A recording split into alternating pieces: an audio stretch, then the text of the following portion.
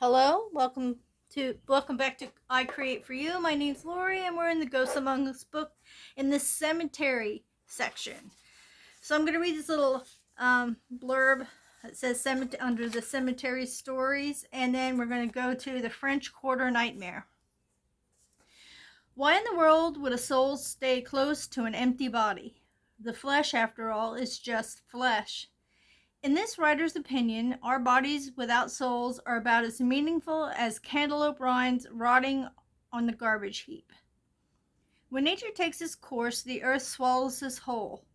Time turns our bones to dust, and our spirits are free to go to places the imagination can't even comprehend.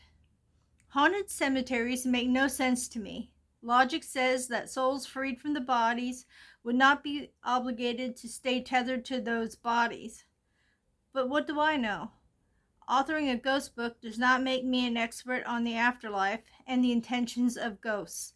I know only that what witnesses tell me, and witness after witness has come forward with compelling accounts of spirits who linger near places where their bodies are laid to rest. Here are some examples. French Quarter Nightmare. When Linda Malone was a little girl, her Irish grandmother regaled her with stories of ghosts and leprechauns and other strange creatures from the other side. She always figured that one day she would meet a ghost. I just never expected that it would happen on a lovely spring day at noon, she said. It was in 1989 when Linda and her now ex-husband traveled from Seattle to New Orleans. They stayed in the French Quarter the week after Mardi Gras. The city, famous for its wild party, had quieted, and Linda was excited about seeing the sights, especially the old St. Louis Cemetery No. 1, where Marie Laveau, Voodoo Queen, was laid to rest. Linda's husband grumbled impatiently as the two took a cab to the graveyard. The only thing on his mind was touring the Superdome, explained Linda. They were dropped off at the gate of the cemetery. You can see the Superdome from the entrance to the cemetery, said Linda. My husband looked longingly in its direction and then informed me that there was no one to tell us how to find Marie's grave and that we might as well just go to the dome. There has to be a groundkeeper, Linda retorted. I'm not leaving until I see the Voodoo Queen's tomb. The couple entered the cemetery and began wandering aimlessly over the rolling terrain. The grass was green and mowed, but most of the old tombs were deteriorating under the weight of the years. As they rounded a curve, they spotted an elderly black man sitting atop a crumbling tomb. At first I thought he was asleep, Linda remembered. He was just sitting there with his hands in his lap and his head down. He had very dark skin and some gray in his short cropped hair. His old-fashioned clothing struck Linda as odd. His black shoes were square-toed and his shirt had no collar. Linda nudged her husband. Go see if he's awake. Ask him if he knows where Marie's tomb is. But when he approached the old man and spoke to him, there was no response. I actually wondered if he might be dead, said Linda. Of course, that made no sense, as the man sat upright. After a moment, the stranger stirred. The old man slowly rose and paused a moment with his square black hands at his side and his head still down. He never looked up. He shuffled around to face one of the little pathways and started off at a very slow pace. They followed him, and Linda was surprised to hear him speak. The old woman, the old witch, he mumbled. They all come to see the old woman. The path went over a knoll and then another, said Linda. We lost sight of the entrance and we didn't see any other people. The old gentleman just kept moving and mumbling. Suddenly they were upon the grave. It was heaped with flowers, coins, bottles of wine, and Mardi Gras beads, offerings from others who had come to pay their respects. I pulled out my camera and whispered to my husband that he should give the old man some money. He reached for his wallet as I snapped a picture, and then I heard him say, Where is he? The old man had vanished. I literally turned in place, but he was nowhere to be seen, said Linda. The hair on the back of my neck went straight up.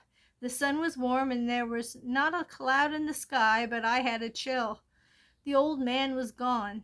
There was nowhere for him to hide. The tombs were broken down.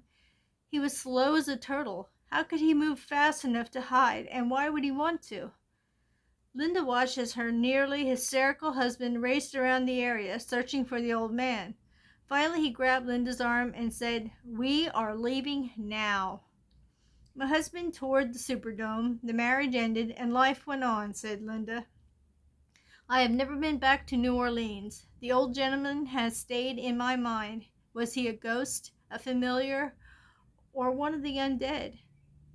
Was he put there to make sure that those who wanted to honor the old queen would be allowed to do so? Or was he there only to scare my husband half to death? Linda smiled and added, "My husband drank more than usual at dinner that night and for several nights after." Wow, that's an interesting story. Maybe he is the keeper of her tomb. It's just weird. I'm just learning all these different interactions with entities and ghosts and how they respond, and they seem to be, most of them are types that confuse the person who happens upon them or is visited by them, because they must be materialized so well that they actually look like a living being.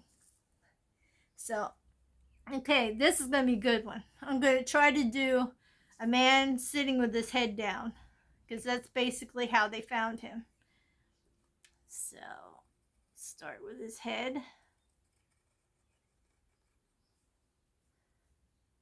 And he had no collar on his shirt, so I'm just going to go down with his shoulders. Oh, you know what? If his head's down, the shoulders will be up higher. I'm looking at that and thinking to myself that it was his face. Here we go. This looks better. Okay.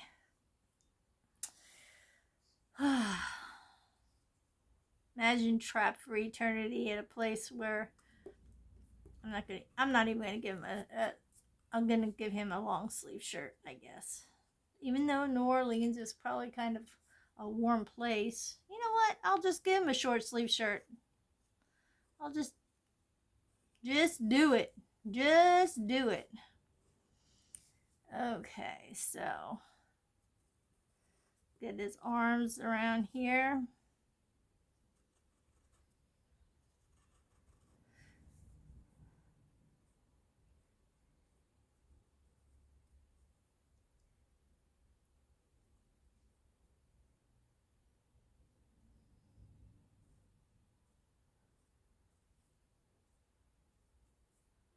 See if I can do his hands.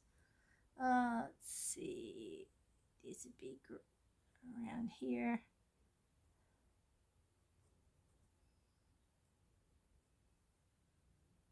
And he'll have this finger, I mean.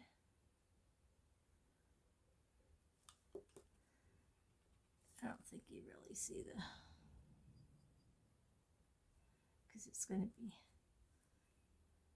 gripped around his hand. Let me redo this a little bit here. This is looking confusing to me. I got to think about how his hand's going to be. See, like if he's going to be there and his thumb would be there, and then make his hands wrap around.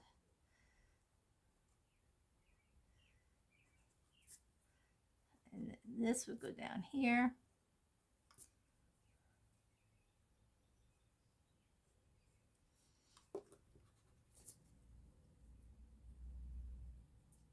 And he would kind of clasp right here for his hand underneath here. Okay, that's the best I can do with that. Now we're going to go with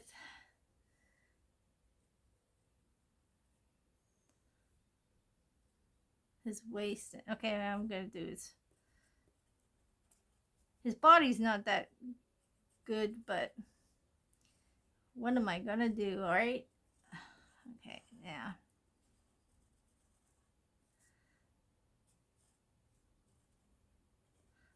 this kind of looks like he's sitting down. I'm trying, folks. I don't know. We'll get something to look like what it should be. And of course, I'm trying to draw darker so you guys can see. And by doing that, when I go to color, erase the lines, it's not working too well for me.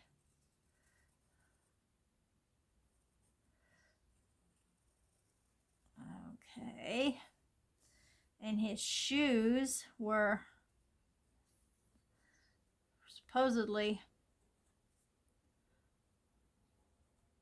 I don't know what kind of shoes he would have wore. He looks like he's wearing ballerina shoes, doesn't he?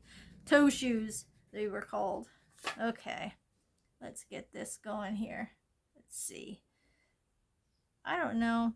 I think he might have had some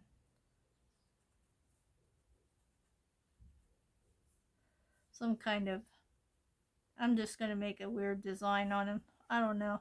I'm not too sure how their shoes looked back in the day. These are looking kind of funky. But they were supposed to be square-toed.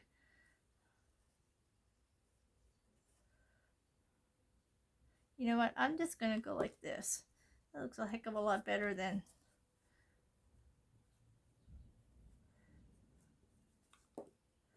This should be a lot wider.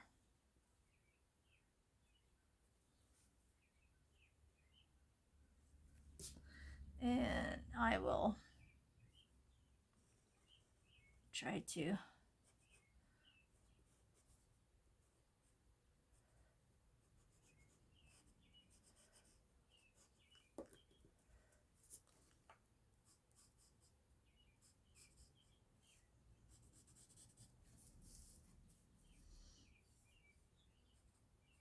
I'm just gonna pretend that that's a tomb that he's sitting on. This poor old man. He has to guard the tomb, the cemetery. You wonder if he is actually put there for that purpose. I mean, or he not put there, but you know, dwells there for that. But oh my goodness, what a mess, right? Okay, this is him sitting on his tomb. The best that I can do is got tiny feet for a man. But that's him with his head down, waiting to help people and guide them to the tomb of the voodoo queen. Oh my goodness, that was a challenge. Oh my goodness. What are your thoughts on this? What do you think? I mean, from what they say, it sounds like he was just an entity, because if he walked real slow and was not always seemed to be in a bit of a hurry or in shape to be in a bit of a hurry, that would make sense. And if there was nowhere for him to hide, he just got his chore done. I shouldn't say chore. His what do you call that? What you're meant to do. He got that situation under control, showed the people to the tomb, and he was gone. I wonder what he does when there's like people, a lot of people. I mean, I wonder if he shows himself or not, or if it just so happened that that's the only time of day when he is sitting there waiting for someone. And how did they get guided to that man? That's another story. But I guess because they were looking for someone to help, that's how they came upon him.